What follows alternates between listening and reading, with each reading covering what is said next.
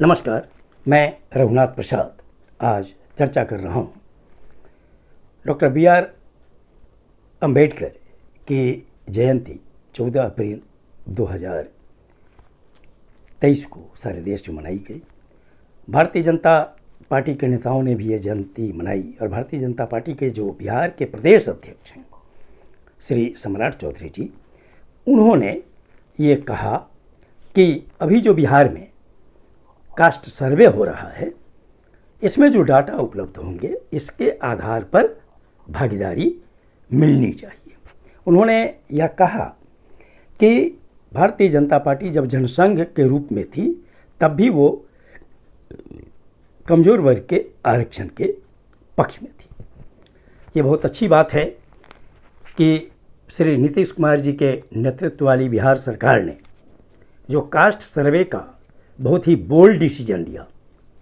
यह बात सही है कि जिस वक्त ये फाइनल किया गया उस वक्त भारतीय जनता पार्टी भी सरकार की हिस्सेदार थी, एनडीए की सरकार थी और पक्ष विपक्ष सभी ने सर्वसम्मति से यह निर्णय लिया था कि चूँकि भारत सरकार जातियों की गणना नहीं करा रही है सेंसस में, इसलिए बिहार सरकार अपने खर्च पर जातियों का सर्वेक्षण कराएगी और आर्थिक सामाजिक प्रतिनिधित्व संबंधी सारे आंकड़े एकत्र किए जाएंगे ताकि उनके लिए योजना बनाने में आसानी हो जो पिछड़ रहे हैं। श्री सम्राट चौधरी जी को मैं धन्यवाद देना चाहूँगा कि आप जब डाटा उपलब्ध हो जाए तो निश्चित तौर पर मैं समझता हूँ कि बिहार विधानसभा में यह प्रस्ताव आना ही चाहिए कि जिनकी जितनी संख्या भारी उनकी उतनी हिस्सेदारी। इस प्रिंसिपल पर जिस कैटेगरी का SC, ST, EBC, BC युवा जिनकी श्रेणी जितनी है उनके लिए आरक्षण की व्यवस्था होनी चाहिए सरकारी सेवाओं में, शिक्षण संस्थाओं में। और उस समय मैं अनुरोध करूंगा भारतीय जनता पार्टी के सारे नेताओं से कि उस वक्त ये 50% सीलिंग का मसला फिर नहीं आया, इसलिए कि EWS आरक्षण ऑनरेबल सुप्रीम कोर्ट के द्वारा जब वैलिड करार कर दिया गया है तो वैसे भी 50% का सीलिंग समाप्त हो चुका है। अब मैं प्रदेश भाजपा अध्यक्ष बिहार श्री सम्राट चौधरी जी को कुछ बातें याद कराना चाहूँगा एक बिहारवासी होने के नाते। 1977 में जननायक कर्पूरी ठाकुर जी के नेतृत्व में सरकार बनी थी जनता पार्टी की। उस जनता पार्टी में भारतीय लोकदल, जनसंघ, समाजवादी पार्टी, कांग्रेस संगठन, ये सभी उसमें समाहित थे और सभी मंत्री परिषद के अंग थे। ये ठीक है कि कैबिनेट में पिछड़ा अति पिछड़ा के आरक्षण, महिलाओं के आरक्षण का निर्णय हुआ, लेकिन उसके बाद हुआ क्या? जब कर्पूरी जी ने आरक्षण लागू किया, सरकार में रहते हुए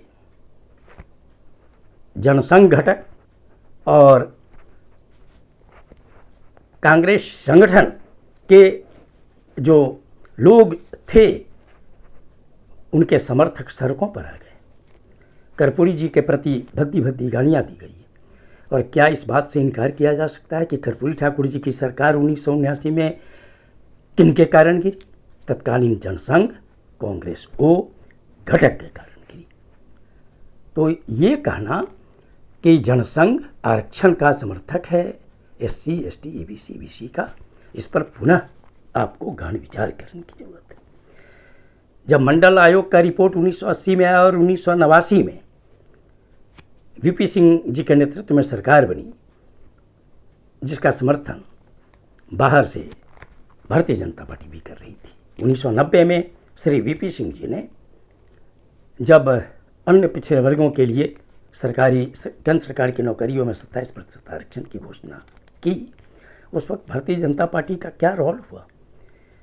मंडल के विरुद्ध कमंडल की राजनीति सामने आ गई और बहाना बनाकर VP सिंह जी की सरकार से समर्थन वापस ले लिया गया। इसलिए श्री सम्राट चौधरी साहब को इस पर विचार करना होगा कि जनसंघ और भारतीय जनता पार्टी आज की पिछड़े वर्गों के आरक्षण के प्रति कितनी समर्थक रही है।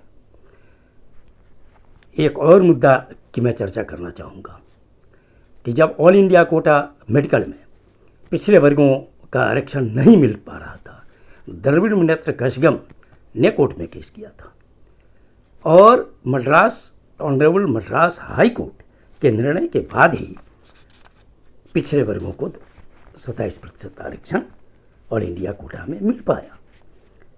उसके पहले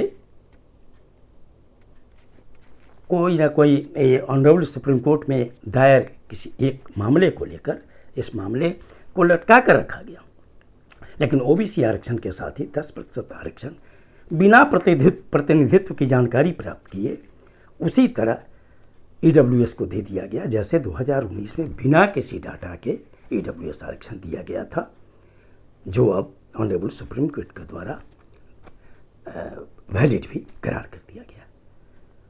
ये वीडियो आपको अच्छा लगा हो तो निश्चित तौर पर लाइक करें, शेयर करें। अब तक मेरे चैनल को आपने सब्सक्राइब नहीं किया तो सब्सक्राइब करें, बेल आइकन को टच करें ताकि मेरे हर आने वाले वीडियो का नोटिफिकेशन आपको तुरंत मिल जाए। आप सभी लोगों के लिए शुभकामनाएं। धन्यवाद। जय हिंद।